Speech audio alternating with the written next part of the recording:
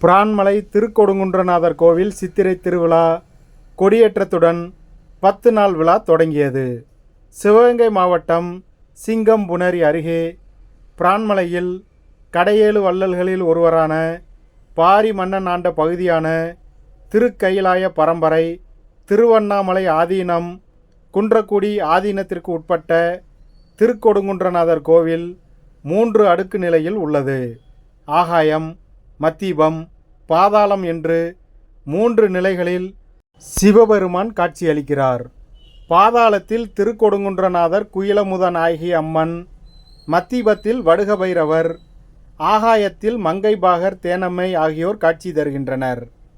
பிரான்மலை திருக்கொடுங்குன்றநாதர் கோயிலில் சித்திரை திருவிழா சனிக்கிழமை காலை கொடியேற்றத்துடன் தொடங்கியது. குன்றக்குடி பொன்னம்பல அடிகளார் ஆசியுடன் பிரான்மலை உமாபதி சிவாச்சாரியார் தலைமையில் 7 பேர் கொண்ட குழுவினரால் கொடியேற்ற வைபவம் நிகழ்ச்சியை நடத்தினர். அதனைத் தொடர்ந்து சனிக்கிழமை காலை 11:30 மணியளவில் கொடிமரத்திற்கு சிறப்பு பூஜைகள் செய்யப்பட்டது. அதனைத் தொடர்ந்து கொடிக்கம்பத்திற்கு மகா தீபாராதனை காட்டப்பட்டு காப்பு கட்டுதலுடன் சித்திரை திருவிழா தொடங்கியது.